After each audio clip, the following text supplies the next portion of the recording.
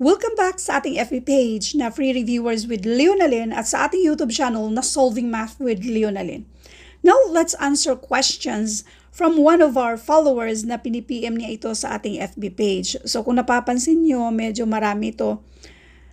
Ang sagutan lang natin ay ito munang isa, tapos yung iba ay ilalagay natin sa ating YouTube channel na Solving Math with Leonalyn. So, ugaliing bisitahin yung nandoon mismo sa ating YouTube channel kasi nandoon yung kumpletong mga videos natin. Let's do number 1. Again, random lang nating sasagutan yung mga questions na gusto niyang pasagutan. A partnership agreement calls for two partners to share in the profit of their business at a ratio of 4:5. So, ang problema dito ay ratio. So, mag-ratio tayo. Ang ratio ay 4:5. If the profit for the year ay 81,000 pesos, so ito yung total. What is the share paid to the partner who gets the smaller portion? Alin ba sa dalawa ang smaller dito? So, ang smaller dito ay itong 4. Kapag ang total ay 81,000, so ibig sabihin, mas malaki itong share ni 5 kaysa dito sa smaller. So, ngayon, solution number 1. Doon tayo titingin sa ating mga choices. Okay, ang 40. Halimbawa, ito ay 40,000. Yan, kasi yung mga choices, yan yung mga smaller portion daw. Sa solution number 1, kung 40, so malamang yung isa ay 41. Kaya ang total man, kung i-add mo, dapat ang total ay 81,000. So, kung ang smaller ay 40, tapos yung isa ay 41, alam nyo, kung i-list natin yan, dito sa 4:5, hanapan natin ito ng greatest common factor, itong si 40,000 at saka si 40,000 versus dito sa 41,000. Itong greatest common factor nito, wala nang iba kundi 1 lang din naman. So therefore, this will be 40:41 lang. Hindi siya 4:5. So therefore, eliminate na natin itong letter A.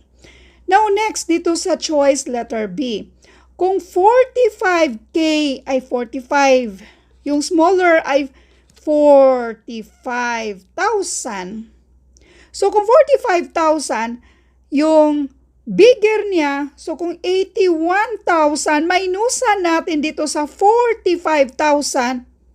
So ito ay 36. Lumiit man. Ang hinahanap natin ay yung smaller portion. So, therefore, eliminate na natin yan. Kasi kung ang hati nila ay 4:5, tapos yung smaller ay 45, dapat hindi 36 yung pares. Dapat mas malaki sa 45 kasi nga 4:5 man sila. Choice letter C. We have 36,000. So, this is 36,000. Kung 36,000, yung isa, again, 81 ang total. I-minus natin dito minusan natin ang 36. So, yung natitira ay 45,000. So, kung napapansin nyo, maliit ito kaysa dito sa 45. Si 36 and 45, try natin. Hanapan ng greatest common factor, which is 9. 36 divided by 9, and that is 4. 45 divided by 9, and this is 5. Therefore, ito na yung sagot. Letter C. Now, let's do solution number 2. Okay, wait. Ratio natin nasa given na 4:5. Para maintindihan lang itong 4:5 na ratio, i-drawing natin itong 4. 4 na boxes. Pareho yung sukat, 4 na boxes. Tapos, yung isa naman, ikopyahin ko na lang ito. So, i-copy-paste ko lang siya para dito sa 5, pero dagdagan ko ng isa pang box. Ito yung 4:5. Lahat ng ito, ang total daw ay 81,000. Ilang boxes yan siya? 4 plus 5, this is 9. Therefore, i-divide natin ng 9. 81,000 divided by 9. Ito lang yung i-divide natin. This is 9,000. Ang ibig sabihin nitong 9,000, lahat ng mga boxes na ito ay 9,000. Lahat sila yan ay 9,000. Pero dito lang tayo mag-focus sa smaller portion. Ang smaller portion kasi yan yung hinahanap natin. 4 na 9,000. Otherwise, i-multiply natin sa 4 itong 9,000 and this is 36,000. Kaya ito na yung sagot. Ngayon, meron pa tayong solution number 3. Kung ano man ang ginawa natin dito, ganun lang din naman ang gagawin natin sa solution number 3. Pero ito yung pinaka-shortcut. Ang total na 81,000, i-divide lang natin sa total ratio 4 plus 5. So we have 81,000, i-divide sa 9. So this is 9,000.